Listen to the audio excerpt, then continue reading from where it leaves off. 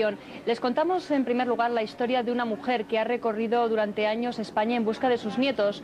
Por fin ha podido demostrar que los padres de los niños, que son miembros de una secta, no pueden educarles.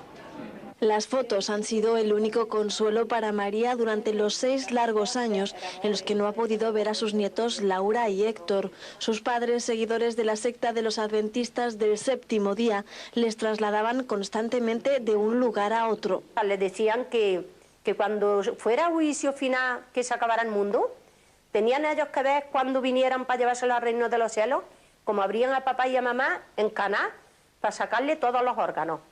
Dice, papá, ¿y eso por qué? Y ellos lloraban y decían, eso para que veáis que en el cielo, allí es vida eterna, allí no nos hace falta órganos ni nada. Pues el que le gusta es ese porque se lo ha dado su tía. Estos son los pocos juguetes que tiene Laura, de 12 años. Sus padres la obligaban a quemarlos. Los niños no podían divertirse, ni ver la tele ni jugar, solo leer la Biblia. No los llevaban al colegio, porque dice que el colegio es satánico, que eso no lo quiere Jesucristo. No las televisiones las quemaron, no podían ver la televisión porque dice que la televisión era el ojo de la bestia. La abuela siempre quiso traer a los niños a este pueblo cordobés de Rute. Hace unos pocos días que lo consiguió. Tuvo que viajar hasta Tarragona con el papel de la custodia en el bolsillo y todo para que sus nietos puedan educarse como los demás niños de su edad. Pero lo que a nivel académico, curricular, pues por ejemplo, en el área que yo le doy en inglés no sabían nada de inglés, matemáticas también estaban bastante desfasados con respecto a los demás. Pequeños problemas los que tienen ahora Laura y Héctor, que son consecuencia del fanatismo en el que han sido educados. Esta mujer, esta abuela, Coraje, ha podido después de mucho tiempo volver a ver a sus nietos. Paco, volvemos en unos momentos. Gracias, Manuela. Algunos de los grandes expertos españoles en sectas han llegado a la conclusión de que los grupos satánicos hacen sacrificios humanos. A continuación, les ofrecemos una representación teatral de la compañía Morboria sobre lo que puede ser un rito satánico. Es solo un ejemplo, pero vale la pena que presten atención.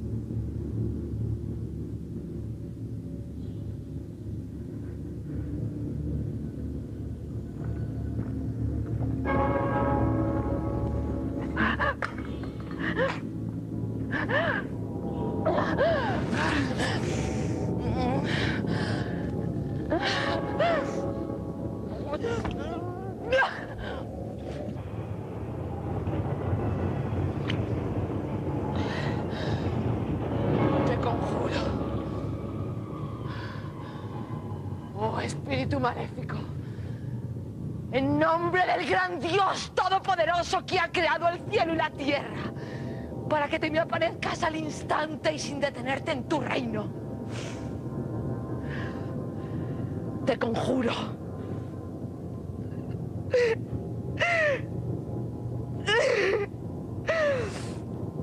¡Petra!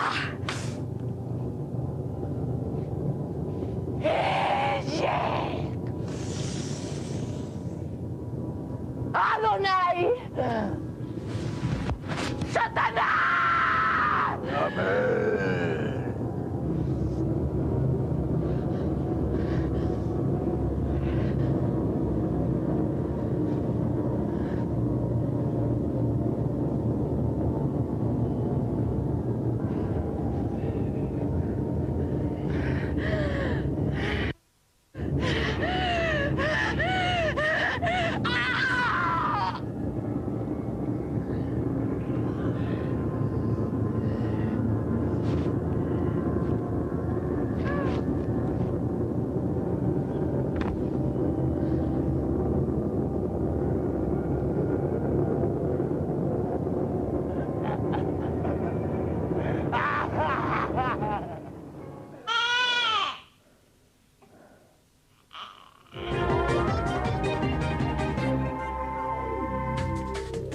Mucho se ha escrito sobre el poder de las sectas. Las reflexiones son variadas. Un exmiembro lo describía con estas palabras: te encuentras en un momento en que el mundo que te rodea te desborda y en lugar de asumirlo necesitas una explicación. Entonces te metes en esos grupos cerrados en donde sabes que hay una gente que conoces o que te cae bien, y aunque no lo sepas, allí obtienes una explicación para todo. Te organizan el mundo, te lo explican, te quitan en definitiva la sensación de caos. Para facilitarnos la comprensión de este asunto contamos con la presencia de Mercedes Montenegro, profesora y conocedora del tema en carne propia. Desde hace más de 20 años tiene una hija en la secta Niños de Dios. No ha cesado de luchar por su hija y por los miles de personas que son captadas por las sectas.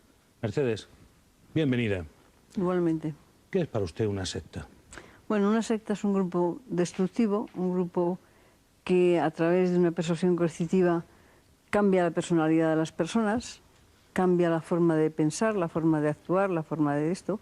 Es un grupo en el cual hay siempre un líder carismático que es o la mismísima divinidad o el representante de ella, cuya palabra es dogma de fe, es un poseedor de la verdad absoluta, hay que obedecerle rápida y sin la más mínima duda.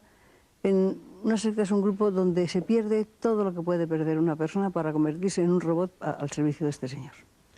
Y si lo ha podido entender, ¿por qué una persona se decide a entrar en una secta? Bueno, la gente generalmente, salvo pequeños casos, no entra en una secta. La gente entra a un grupo de gente que se le acerca, un grupo de amigos que pueden venir por medio de otros amigos, por gente que conozca en la calle, gente que lo que sea, que se hace simpática por sus problemas, los tenga o no los tenga, se los hacen creer, que pretenden ayudarla, que la quieren muchísimo, que la ayudan, que la invitan a sus reuniones y que poco a poco a las reuniones la van comiendo lo que se dice vulgarmente el coco, la van cambiando su manera de pensar, su manera de ver la vida, su manera de funcionar, la enfrentan a su familia, y llega un momento en que esta persona ya no sabe dónde está y entra en un grupo que desconoce. Yo siempre digo que es un grupo al que desconoce, porque lo que ofrecen fuera no tiene nada que ver con lo que le van a dar dentro. Cuando llega adentro y empieza a conocer lo que es el grupo, ya su mente no es capaz de discernir lo que es verdad y lo que no es verdad. ¿Y cuál es el poder de una secta? Pues es muy fuerte, el poder de una secta es un poder muy fuerte.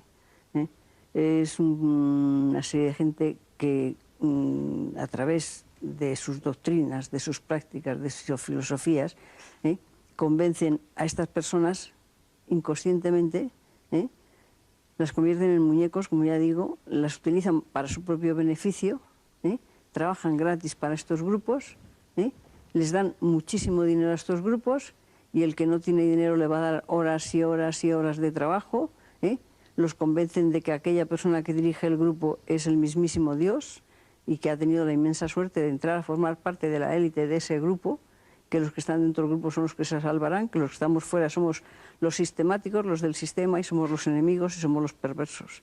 Y el grupo tiene muchísimo poder. ¿Y consiguen poner, por ejemplo, en su caso, una hija contra su madre? Sí, sí, totalmente. Totalmente. Porque usted tendría con su hija, me imagino, una cierta complicidad. Yo tenía cariño. Mi hija era una niña introvertida, pero dentro de eso era una niña que hablaba. De hecho, al principio ella venía y me contaba las cosas. Venía y te decía, he conocido a unos chicos simpáticos, muy majos y tal, y tú le dabas unos consejos. Porque esto sucedió en un verano en que nosotros no nos pudimos ir de aquí porque mi hermana se estaba muriendo. Y yo me llevé a mi madre, que tenía 90 años, a casa porque vivía con ella. Entonces, como aquí no se conocía nada, pues esto fue el año 77, no se conocía nada de sectas, ni se conocía nada de nada, pues tú le dabas un consejo a una niña de 15 años y medio en un verano, no la puedes tener metida en casa. Desde entonces usted no ha podido sacar a su hija nunca de esa organización. No. Está entregada en alma, corazón, y todo. Para siempre. Y todo. Todo el dinero, todo su esfuerzo lo dedica. Sí, bueno, dinero el que produzca ella, porque de casa no se llevó ni un duro. Porque yo no sé si para bien o para mal, si porque soy fuerte, soy lista, soy tonta, soy torpe, no lo sé.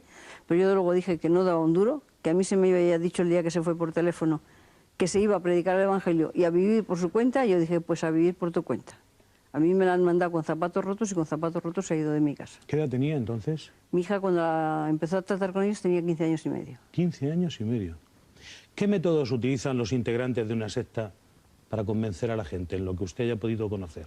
Bueno, por ejemplo, en el caso de mi hija, pues ellos le hablaban de Dios, de que iban a cambiar el mundo a mejor, de que iban a ayudar a la juventud, que iban a predicar el Evangelio, y todo esto ella, pues poco a poco, no de golpe y porrazo, añadido a esto le ponen un niño mono que dice que se interesa por ella, que dice que está enamorado de ella, una niña que no ha tenido novio nunca porque era muy niña, pues acaba convenciéndose de que eso es verdad, ¿eh? Cuando consiguen llevarla a alguna reunión de ellas, todo el mundo se vuelca a ella, todo el mundo la quiere, todo el mundo la agasaja, ¿eh? Pues parece que realmente aquello suena a bueno, a verdad, a bonito, porque si no fuera bonito la gente no se dejaría casar, ¿no? Y entonces ella poco a poco se va integrando en el grupo. Yo al principio, como lo desconozco, pues no digo no, simplemente doy consejos, pero no digo no.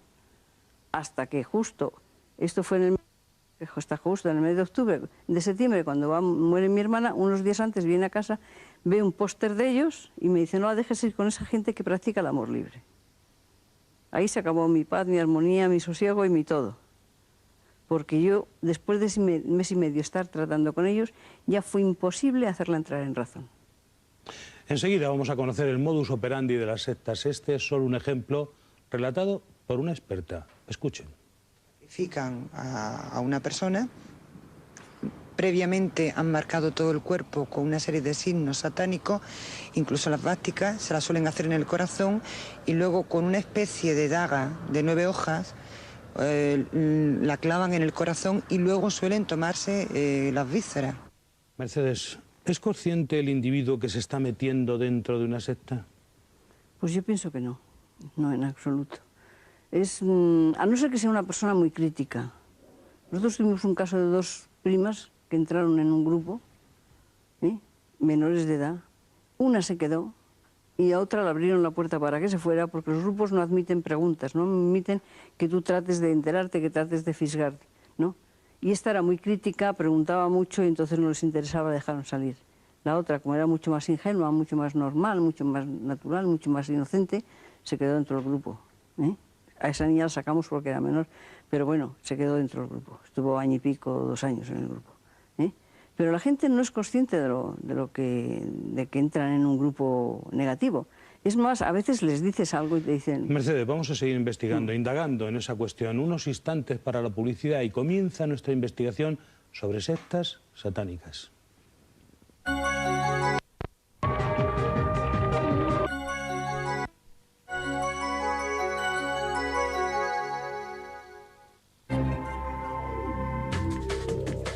Se consideran signos distintivos de una secta: la formación de grupos selectos que se apartan del ambiente social y con frecuencia se oponen a él, la creación de formas alternativas de vida que a menudo llevan a extremos lejanos a la realidad y a exageraciones malsanas. Pero, ¿qué hay dentro de una secta?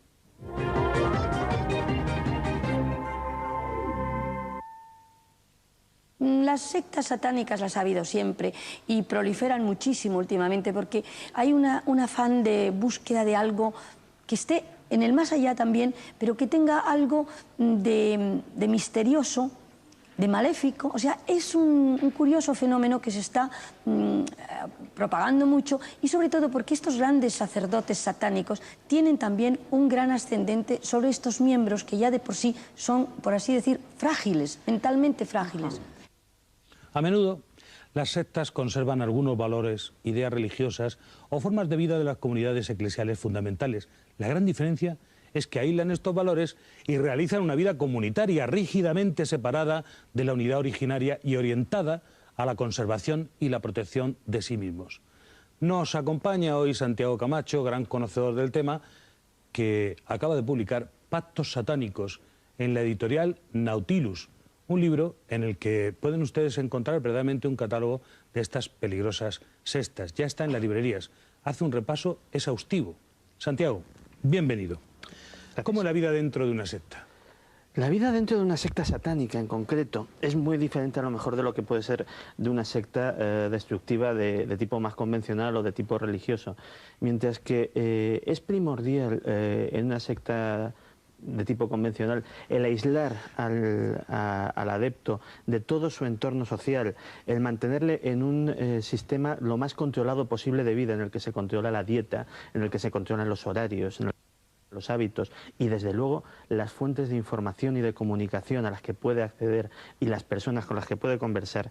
La secta satánica, el miembro de la secta satánica generalmente suele llevar una doble vida, suele llevar una vida perfectamente integrada en la sociedad normalmente, suele ser una persona que aparentemente pues muchos de sus allegados ni siquiera podrían sospechar este doble fondo que tendría su armario de vida. Y que sin embargo precisamente ese afán distintivo que tienen otras sectas destructivas viene por el propio ideario y por el propio tipo de prácticas, es decir, para mantenerse aislados del resto de la sociedad, para mantenerse aislados del resto de la gente, no necesitan tener un control tan exhaustivo porque su corpus de creencias, sus propias liturgias de por sí muy provocadoras, de por sí muy quebrantadoras de tabús sociales y culturales muy rígidos, pues ya les mantienen así de aparte. A veces hay un verdadero pacto de sangre, que es precisamente el que muy similar incluso al de las organizaciones de crimen organizado, que es el que mantiene esa fidelidad a toda costa de los miembros y que hace innecesario que en este caso concreto pues se mantenga una vida monástica o separada del resto de la sociedad. ¿Qué es una misa negra para que todo el mundo lo entienda? Una misa negra es una ceremonia en la cual los adeptos lógicamente adoran al diablo, muchas veces, incluso me atrevería a decir que la mayoría de las veces, con un propósito práctico. Igual que la misa católica es un acto simplemente de celebración de Dios, la misa negra es considerada por los adeptos de este tipo de organizaciones como un acto mágico, un acto utilitario, es decir, pues aquí a lo más que se puede llegar en una misa católica se hace una misa de difuntos en memoria de un ser querido. Aquí se puede hacer una misa negra para provocar el mal de alguien, creyendo que esa ceremonia tiene una fuerza mágica importante. Se puede incluso pedir la muerte de un enemigo, el daño de un enemigo, se puede pedir la riqueza o la influencia para un adepto. En definitiva, es la perversión de cosas que culturalmente llevan mucho tiempo acompañándonos, pues desde el Neolítico, de ritos mágicos que en algún sitio de nuestra memoria colectiva pues permanecen ahí y que afloran de esta manera con el nombre de una misa negra. ¿Qué tipo de rituales se llevan a cabo en estas ceremonias? Depende mucho del tipo de grupo, es decir, el satanismo es un tema tan complejo precisamente porque no hay una doctrina unificada, no hay una liturgia unificada. Yo creo que de los miles de sectas satánicas que hay por todo el mundo, cada una tiene su modus operandi distinto y es imposible determinar cómo sería, pero podemos hacer un modelo, y un modelo sería pues efectivamente algo que implicase quebrantamientos de tabús culturales que tengan que ver con el sexo, es decir, prácticas bien de sexo en grupo, bien de prácticas sexuales socialmente mal vistas o culturalmente consideradas tabú, desde el incesto a la homosexualidad, dependiendo de las culturas. También en muchas de estas ceremonias es muy importante el concurso de la sangre, en casos muy extremos incluso la sangre humana, considerada desde ese punto de vista atávico que sale a flote desde el interior de esa memoria colectiva de estas personas, considerada como un signo de vida, como un signo de poder, de fuerza vital. Es por eso por lo que se realizan sacrificios animales y esa sangre circula tanto como bebida como ungüento casi mágico. Y por eso precisamente algunas de las peores barbaridades o de las peores atrocidades asociadas a las sectas satánicas vienen precisamente de querer ir un poquito más allá en ese uso ritual de la sangre y llegar al límite que es la sangre humana. Mercedes Montenegro, profesora, como decía, madre de una miembro de los Niños de Dios. Vamos al terreno personal. ¿Cómo está su hija? Pues aparentemente está muy guapa y aparentemente está muy bien. ¿Cuánto tiempo hace que no la ve? Pues desde el año 96. ¿Y cuánto tiempo lleva ella vinculada al grupo sectario en el cual ha entrado? Viviendo dentro del grupo lleva 23 años. 23 años. Y luego estuvo... ¿Qué se puede decir, Mercedes, que hace 23 años que usted la ha perdido? Sí, sí. Que no consigue de ninguna manera Bueno, yo diría arrancársela. Yo diría que antes. Porque cuando yo empecé a decir no al grupo, se acabó la relación entre ella y yo. Que usted tenga idea, en el grupo ese, ¿qué se hace? ¿Mendigar ¿Para darle el dinero al jefe? No. En ese grupo, que ahora ha cambiado un poco debido al SIDA, ese era un grupo totalmente de sexo, donde se prostituían las chicas. En un principio había un grupo dedicado a la prostitución para cazar gente de dinero, favores, y que luego se mandó ir a todos ese mismo tipo de vida. A chicos y chicas. A chicos y chicas. Prostituidos para obtener a cambio coacción. Pues dinero, favores, influencias, de toda la vida y por haber. Y todo eso se le entrega al gran gurú, claro. Al gran gurú de la... Al gran gurú. Ellos, incluso en ese grupo, se abusaba de menores. Se utilizaba a los niños para todo tipo de cosas. ¿Utilizan drogas? No, drogas no suelen utilizar. ¿El lavado no hace falta. de cerebro? El lavado de cerebro es suficiente. Hay que tener en cuenta que, como decía Santiago, en estos grupos pasa un tanto lo mismo. En esos grupos, cuando se entra, se aparta a la gente de su entorno anterior, de su vida, de sus estudios, de su familia, de sus amigos, de todo el que no quiera colaborar con el grupo, de todo el que no quiera aceptar el grupo. Eso se cambia. ¿Lleva usted, doña Mercedes, 7 años sin ver a su hija? Llevo 7 años sin ver a mi hija. ¿Desde la última vez? Desde la última vez. ¿Tiene usted nietos Según ella dijo aquí, tenía 5 niños. 5 niños. 5 niños. Aquí dice porque vino, cuando vino. Campaña publicitaria. No, vino porque a través de un programa de televisión se consiguió obligarles a traerla. Hay que tener en cuenta que ellos a mí me respeto, porque saben que tengo muchísima información de ellos y porque además saben que no me callo. Entonces, según... ella vino a enfrentarse con usted. Ella vino en porque un encuentro el grupo provocado. le dijo que tenía que venir para tratar de hacer creer a la gente que yo estaba equivocada y que ellos eran buenísimos. De hecho, la quisieron llevar luego a otro programa para decir que se habían solucionado las cosas. ¿Y usted qué decía ella? ¿Que está usted trastornada, que no está en sus cabales? No, que yo no soy buena, pues porque, claro, yo me metí en la asociación a ir contra todos estos grupos religiosos minoritarios, porque ellos, claro, se consideran grupo religioso, y que tal. Dije, mira, lo siento muchísimo, pero yo no me metí en la asociación por grupos minoritarios. ¿Y no vio usted ningún atisbo de cariño en ella? No, de atracción, ella era... la llamada de la sangre no funcionaba. No, ella era un robot, preparado, súper preparado para ese encuentro, y como luego estuvo aquí una semana, la vimos 5 días, en esos 5 días la vimos 17 horas, para cada encuentro con nosotros ella estaba súper preparada y súper manipulada en el grupo. ¿Nunca pudieron verla a solas? Sí, la vimos a solas. A solas, pero después de una preparación especial. Sí, ella dormía en la casa de ellos, no te decía dónde, aunque yo sí sabía que estaban en Majadahonda en aquel entonces. Ella no decía dónde, no permitía que la acompañaras más que hasta la estación de Atocha, que allí la recogían, y no tenía otro tema de conversación más que el suyo. ¿Dónde vive ahora? No lo sé. Puede estar en cualquier lugar de Sudamérica, o de Europa. Puede estar en Europa, puede estar en España, no lo sé. Yo escribo, porque desde que ella estuvo aquí nos escribimos, es una cosa que yo he ganado, porque por lo menos cuando veo su letra digo, todavía vive. Y yo escribo a Londres. ¿Y le escribe usted cartas de algún modo cariñosas o no? Sí, yo escribo cartas cariñosas, pero yo digo verdades como puños. ¿Y ella le contesta con cariño? Ella no fríamente? Contesta nada. Ah, no contesta. Ella no contesta a nada. Únicamente si el grupo la dice, llama a tu madre la atención porque ha dicho eso en televisión y es mentira y es aquello y tal, entonces me llama, me contesta, me dice eso. Pero cuando yo contesto a eso, se acabó, ya no hay más respuesta. Según su experiencia, ¿hasta qué punto la capacidad individual queda reducida en un grupo como estos? Totalmente, totalmente. ¿Eres sencillamente un número? En un grupo sectario no tienes derecho ni a pensar, ni a decidir, ni a dudar, ni a preguntar. ¿No tienes familia? No tienes nada. La familia son ellos y se acabó la historia. Y a partir de ahí, ella es un muñeco que no tiene más que obedecer. Tenga el cargo que tenga dentro del grupo.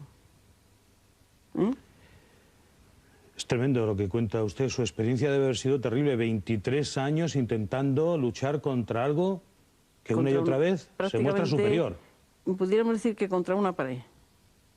Lo único, yo estoy más a gusto si ¿Ha rezado usted mucho durante ese tiempo? Y sigo rezando. ¿Tiene usted otros hijos? Tengo 3 varones, que afortunadamente... Solo es la única chica, solo la única hija. Yo afortunadamente mis hijos se han casado, han formado sus familias, sé que cuento con ellos y los necesito, pero ellos tienen sus vidas afortunadamente, porque nadie es culpable de lo que ha pasado y nadie tiene por qué encargar con esa responsabilidad encima de uno. Vamos a seguir investigando la situación en la que se encuentran estas personas. Santiago, una cuestión ciertamente complicada. ¿Cuánto tiempo puede tardar un individuo en desligarse de la sociedad en la que vive desde el momento en que se incorpora a una secta? Muy poco. Muy poco. Realmente... ¿Es casi inmediato? Casi. Ser captado y formas parte de la no realidad. Sí, porque estamos hablando de un proceso, primero que es el propio individuo lógicamente no es consciente de, nadie dice me voy a meter en una secta, es decir, una de las cosas que caracterizan a la secta destructiva es que utiliza el engaño para acceder a los nuevos miembros.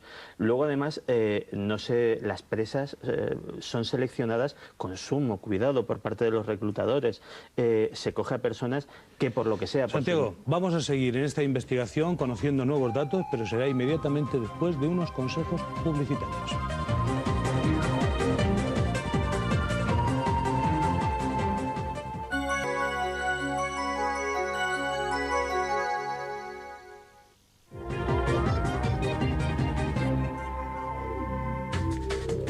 Dentro del universo de las sectas hay unas especialmente peligrosas, son las sectas satánicas. A continuación nos vamos a sumergir en ese oscuro mundo, pero antes damos paso a nuestra compañera Manuela con la actualidad del día. Adelante, por favor.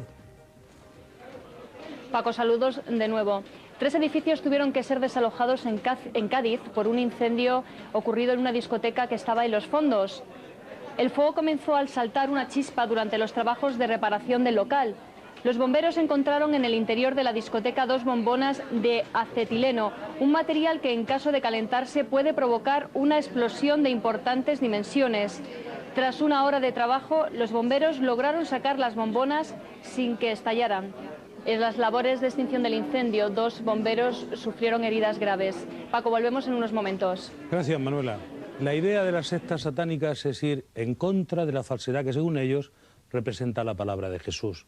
Más aún, el ideal sería el exterminio total de todos los cristianos. Mantienen una adoración exclusiva y fanática de Satanás.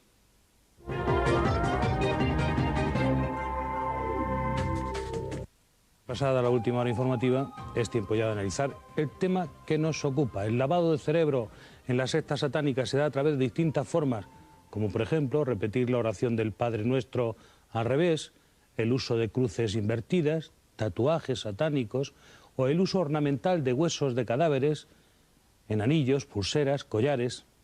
Para avanzar en nuestra investigación contamos con la presencia del sacerdote y demonólogo José Antonio Fortea. Padre, bienvenido. ¿Qué papel juega la religión dentro de estas sectas? Bueno, en realidad ninguno, porque no son religión, son la antirreligión, digámoslo así. ¿Pero ellos se crean contra la religión?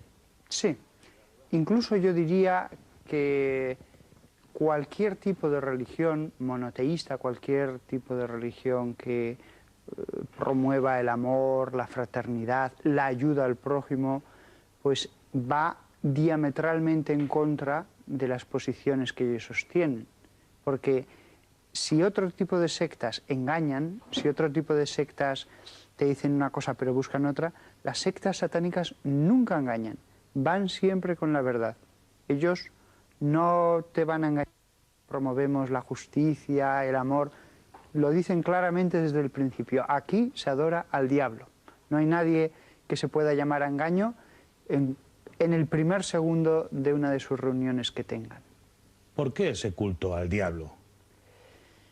Bien, es la antirreligión, digámoslo así. Es abandonar todos los ideales que promueve toda religión, toda, no solamente el cristianismo, de amor, de fraternidad, de que existe un Padre y que ese Padre eterno nos enseña el amor, sino es promover todo lo contrario, los ideales de una tierra como selva en el que los fuertes deben predominar sobre los débiles y en el que no hay ningún tipo de justicia, con lo cual no hay que preocuparse por la otra vida. Haz todo lo que puedas hacer ahora y disfruta todo lo que puedas ahora. Todo lo que quieras, podría decirse. Haz todo lo que te apetezca. Sí, sí, no hay reglas. Sin límite. Las pasiones. Se cultiva las pasiones. Con el aderezo, porque claro, eso también lo podría hacer una persona epicúrea, con el aderezo de decir, hay una fuerza invisible que nos va a ayudar, que es el demonio. ¿Todavía hoy, padre, es posible vender el alma al diablo? Sí, sí. Yo recuerdo de un cámara de televisión que, haciendo un reportaje en el País Vasco, en una secta satánica, después de filmar una serie de ritos, uno de los miembros le dijo: si tú quieres, aquí está el papel, es posible venderla. ¿Hace falta firmar un papel? ¿O el rito es extraerse un poco de sangre? ¿O da igual el método? Lo que importa es ofrecer tu alma a cambio de la eterna juventud, la riqueza, la buena fortuna. ¿Estos son los términos del contrato? Sí. Lo esencial Mi padre, es... ¿uno siempre que invoca al diablo obtiene respuesta? Lo esencial en el pacto es ofrecer el alma eterna a cambio de unos bienes en la tierra. Eso se puede hacer oralmente, eso se puede hacer por escrito, eso se puede hacer en medio de un rito con más formalidades, y eso es lo de menos. Han variado mucho las formalidades acerca de esto, pero no se consigue lo que se pide, eso lo puedo asegurar. ¿Casi nunca o nunca? No, lo que pasa es que la persona se puede sugestionar, y en eso sí que he conocido a satanistas que... O sea, el diablo se queda con el alma, pero incumple el contrato, ¿es Sí, esto? el satanista puede sugestionarse de que todo lo bueno que le pasa viene porque él se lo concede, pero yo he conocido a alguno de estos satanistas que han vendido el alma al diablo, y lo que creía que había conseguido, visto desde fuera, yo veía que no. Concretamente, esa persona, una de las cosas que creía es haber logrado una juventud a su edad, y yo le vi.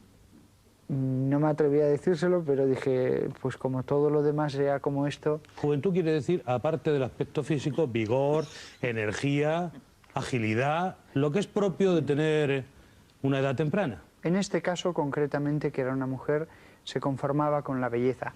Y ella estaba completamente convencida de que la había logrado, pero desde luego puedo dar fe de que no. Padre, conviene decirle a todo el mundo que esté pensando en que es posible hacer un pacto en el diablo, que le van a engañar, que esto no es posible, que aunque llegue a pactar con el diablo va a incumplir el pacto, ¿no es esto? Es lógico, o sea, el diablo no puede decir después, pero ¿qué te pensabas? ¿Es que no sabías quién era yo? O sea, no podemos decir en cierto modo que incumpla, porque quien hace un pacto con el diablo sabe que es el diablo. Luego, él no llama engaño, soy el diablo, promuevo el pecado y promuevo también la mentira. Con lo cual, el que hace un pacto con él no entiende que es un pacto intrínsecamente imposible. Porque en un pacto debe haber una voluntad de mantenerlo pactado. En el diablo, que es mentiroso y que promueve la mentira, no va a haber ninguna voluntad de decir la verdad, ni de cumplir, ni de beneficiar a la persona que hace un pacto con él. Y lo que está en juego es el alma, como decía Umberto Eco, en un texto, no El nombre de la rosa, otro, que eso es lo que tienen los pactos con el diablo, que lo que uno se juega es el alma, y que al final, si uno no lo consigue, pues es el diablo. Santiago, ¿cómo reacciona el captado cuando alguien le descubre y le informa de dónde está metido? El captado generalmente reacciona de una manera hostil. El captado realmente reacciona de una manera hostil, sobre todo porque ya ha sido previamente aleccionado por las personas que le captaron de que ese momento iba a llegar. Es decir, ha habido alguien que le ha dicho, te dirán que somos malos, te dirán... Pero precisamente ese es el signo de que tú eres de los elegidos, de que tú eres de los buenos, y te tentarán y todo este tipo de cosas. Realmente... Posiblemente lo peor que se puede hacer con un sectario en una primera fase es afrontar directamente el tema o hacer un acercamiento muy directo, muy agresivo. O sea, lo que están recomendando ahora mismo los expertos es precisamente acercamientos muy indirectos, incluso fingir o mostrar sincero interés hacia la secta para conocer sus argumentos, sus textos, lo que propugnan, y así precisamente poder tener un elemento para desbaratarlo. Usted, Santiago, que es autor de este libro Pactos Satánicos, publicado en la editorial Nautilus, ¿está de acuerdo con el padre en que el pacto del demonio, el pacto con el diablo, absoluto garantiza que vayas a obtener la eterna juventud, la belleza, el dinero, sino que si logras el pacto te va a traicionar? ¿O no? ¿Usted qué cree? ¿Es posible el pacto con el diablo? Desde luego los que lo hacen sí lo creen posible y sí estoy de acuerdo con el padre en una cosa, que el pacto se cumple o no en función del poder de la sugestión del propio sujeto en la fe que haya puesto en ese pacto, pero realmente no hay una energía sobrenatural o externa al propio individuo que contribuya a eso. Lo que sí sucede desde un punto de vista estrictamente racional... Pero aquí hay mucha gente que ha querido pactar con el diablo. Y todos... Magos, alquimistas, individuos que dicen tener poderes sobrenaturales... Y como muy bien decía el padre, casi todos, por no decir todos, creen que lo han conseguido. Pero en cierto sentido, solo en cierto sentido... Pactos satánicos. Esto no engaña a nadie. No están equivocados. Pero lo que pasa es que la propia ceremonia del pacto implica un psicodrama, una puesta en escena que como hemos dicho antes, implica, por ejemplo, quebrantar tabúes, quebrantar dogmas morales muy fuertes, muy impuestos desde Pero aquí se busca fundamentalmente el poder, el sexo, el dinero... No, generalmente... ¿La influencia en la sociedad? Tampoco. La persona que hace algo tan tremendo realmente es porque la mayor parte de las veces ha llegado a un punto de desesperación tal que es la única vía de salida. Generalmente porque son personas muy apegadas a los bienes materiales, muy apegadas a determinado tipo de vida, que ven que se les escapa. Esta señora que mencionaba el padre, que veía que se le escapaba su juventud, debía de desesperarle de una manera tan profunda que decidió coger la última alternativa, que era esa precisamente. A continuación le vamos a ofrecer uno de los modus operandi en un rito satánico ocurrido en Brasil.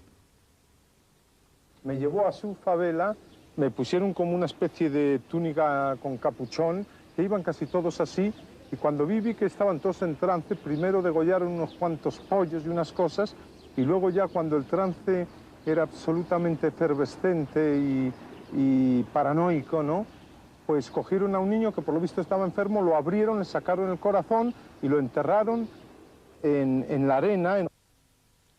Vamos a seguir investigando lo que hacen en las sectas satánicas y qué efecto tienen sobre las personas que se dejan atrapar, que son captados.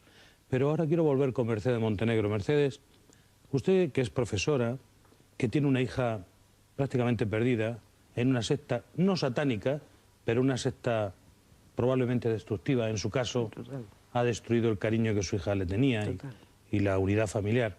¿De qué forma se le puede ayudar a su hija? ¿De qué modo podemos defendernos de las sectas?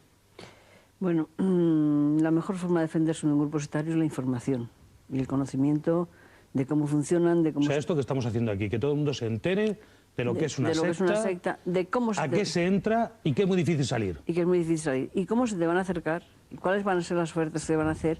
Porque una de las cosas que tenemos que tener muy en cuenta es que cuando tú vas por primera vez a un grupo sectario, a una comuna, a un centro, hay una puesta en escena tan perfecta y tan maravillosa que no falla nada para cazarte. ¿Pero hay que ser un poco ingenuo, Mercedes, para caer en las redes de esta gente? ¿O puede cualquiera en un momento determinado, encontrándose deprimido, por ejemplo? Sí. Puede cualquiera caer en un momento determinado, en un momento psicológico determinado de la persona. Y luego ellos se aprovechan, yo siempre digo, porque a mí me han venido muchísimas familias, me decían, es que mi hijo es muy bueno, claro que es muy bueno. Porque la gente que entra en los grupos es gente que no desconfía, gente que se fía de los demás, es gente buena. Enseguida continuamos, Mercedes, después de unos minutos para la publicidad. Avanzamos en el conocimiento de los misterios de las sectas.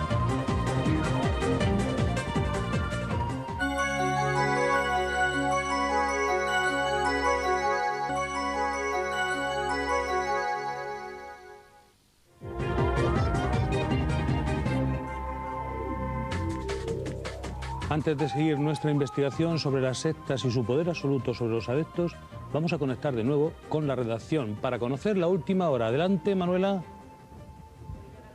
Paco, una patera ha vuelto a naufragar en las costas de Fuerteventura. Al parecer, el suceso ocurrió cuando los inmigrantes divisaron una patrullera de la Guardia Civil.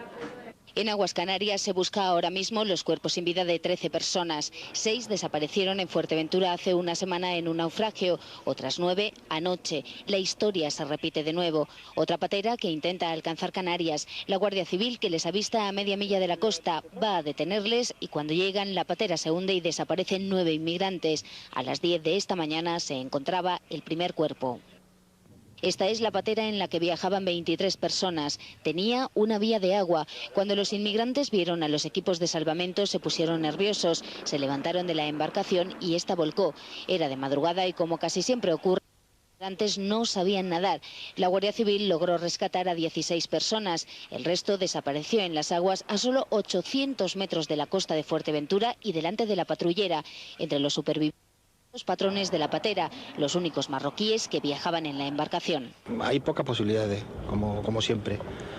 De hecho, si ya se ha encontrado el primer cuerpo, lo lógico es que pensar que sean cadáveres, lo lógico. Cuerpo sin vida que va escupiendo el mar. Ayer la Guardia Civil encontró otros 3 cuerpos del naufragio de la semana pasada y esta mañana otro más. Se sabe que es de este naufragio por su estado de descomposición. Uno de los inmigrantes apareció incluso atado con una cuerda tal y como cayó de la patera. A estas horas siguen buscando por mar y aire. En menos de una semana han muerto 8 personas y se busca otras 13. Paco, son ya 2 las pateras que han naufragado en menos de una semana en las costas de Fuerteventura. Volvemos en unos momentos. Muchas gracias, Manuela. Numerosos grupos de fanáticos a la búsqueda del poder, algunos adictos al sexo y todos dispuestos a vender su alma. Pero, ¿qué obtienen a cambio? Lejos de nuestra frontera, los seguidores de Antón Lavey, el Papa Negro de la Iglesia de Satanás, nombraron recientemente miembro honorífico de su iglesia a Marilyn Manson. Ustedes lo recordarán, ha estado en España. Los nuevos miembros arriesgan su salud mental y quizá su vida.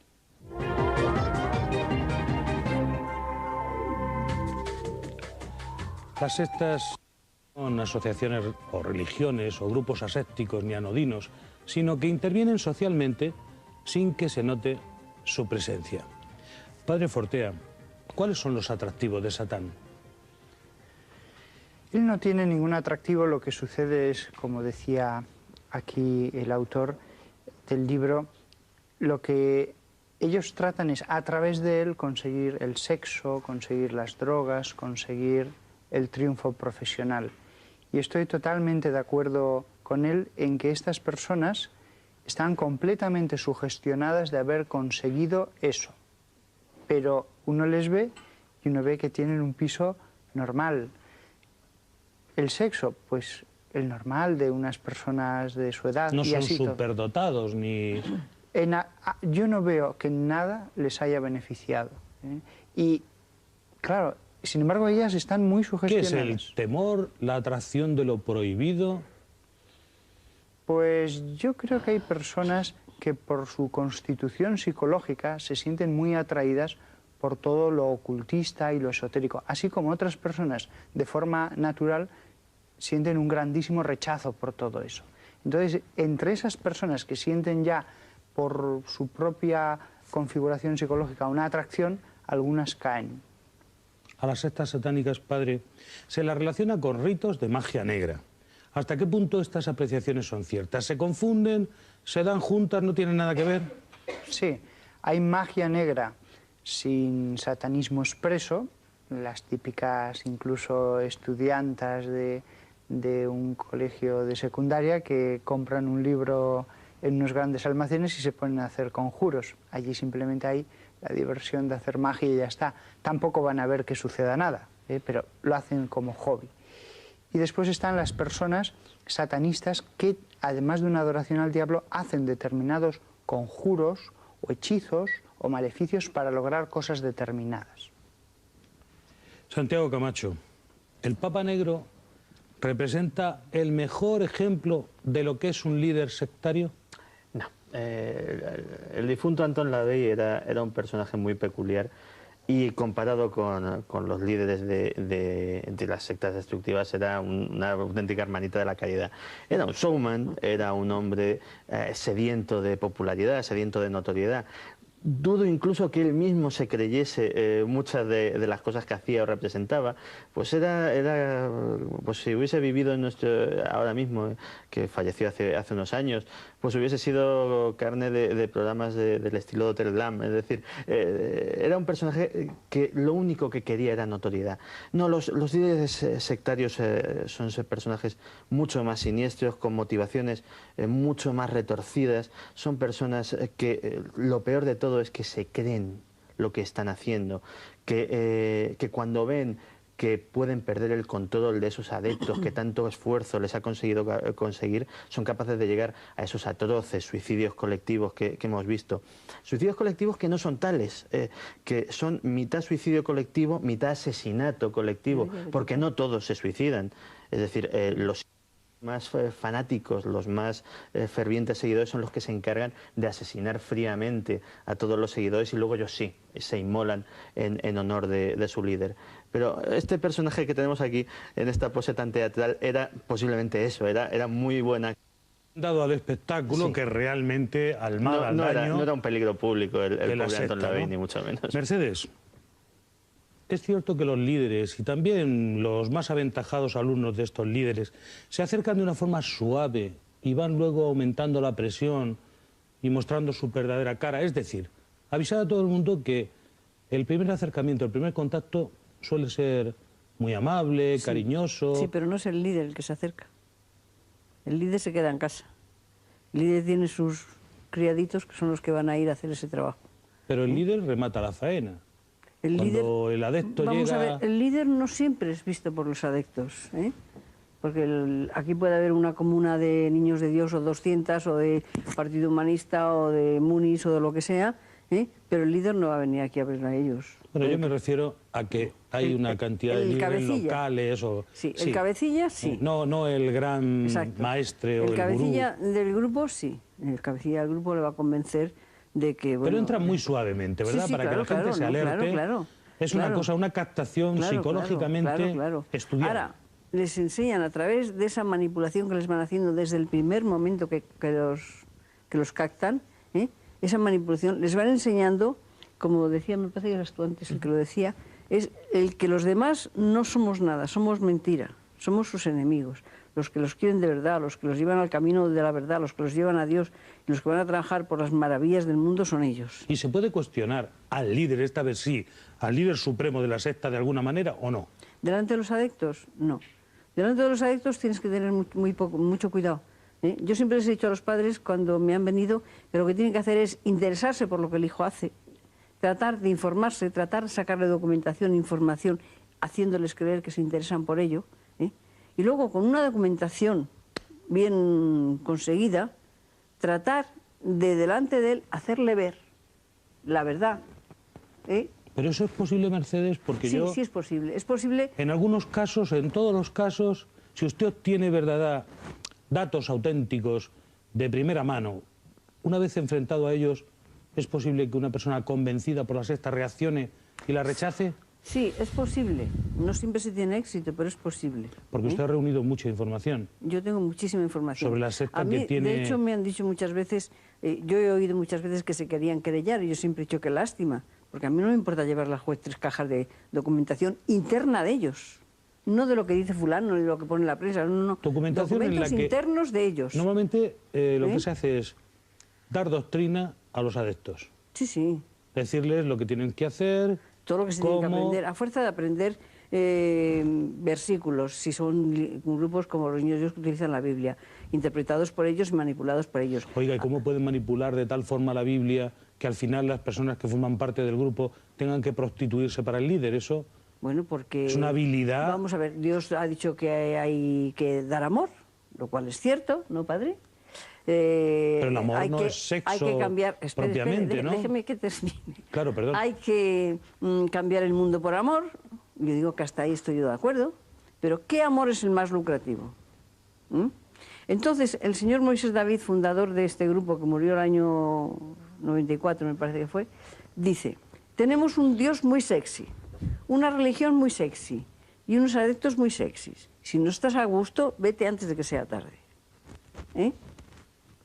Ellos dicen que el amor es libre y que nosotros no lo utilizamos así porque somos los perversos, los que tenemos la mente retorcida, lo vemos todo mal. Ahí es permitido. Acostarte contigo si tú me pides esta noche que me acueste contigo. Acostarte con el otro. En camas entre los propios miembros. Y fuera de los miembros. En camas redondas, con niños, con mayores, todo. Todo eso es permitido. Y todo eso está en sus cartas. Permitido y provocado también por permitido los y obligado. Jerarcas de la... Y obligado.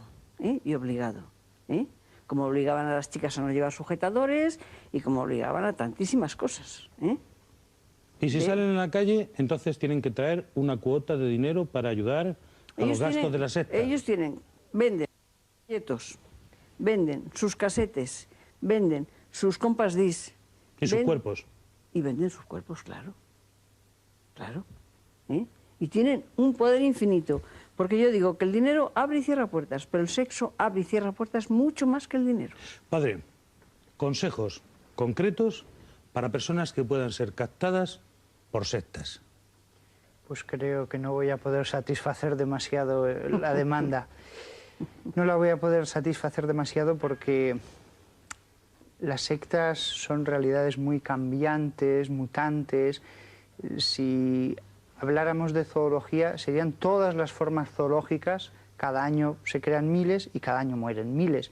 Entonces, si ponemos unos límites para contenerlas, se van a adaptar a esos límites. No hay consejo. El sentido común. Yo diría que el mayor consejo es el sentido común. ¿La oración, padre? Sí, claro. Para el que es creyente, la oración. Por eso en el Padre Nuestro decimos, líbranos del mal. ¿La lectura de la Biblia? Líbranos del mal. Sí, lo que pasa es que podemos hacer una secta de cualquier cosa, hasta del cristianismo, hasta de la cosa más sagrada, más santa. De todo se puede hacer una secta. Entendido, padre. Llega el momento de despedir a los invitados. Mercedes Montenegro, muchas gracias, profesora. Que tenga usted mucha suerte en su lucha. Gracias. Santiago Camacho, autor de este libro, Pactos Satánicos, no lo olviden. Padre José Antonio Fortea, sacerdote y demonólogo, muchas gracias por sus conocimientos y aportaciones. En nuestro punto final debemos concluir que las sectas destructivas están al acecho. Entrar puede ser fácil y salir quizá imposible. Antes de tomar una decisión de la que pueden arrepentirse, deben tomarse la molestia de conocer a fondo el terreno que pisan y no hacerlo nunca a espaldas de la familia o los amigos. Les espero cada día en Código Rojo.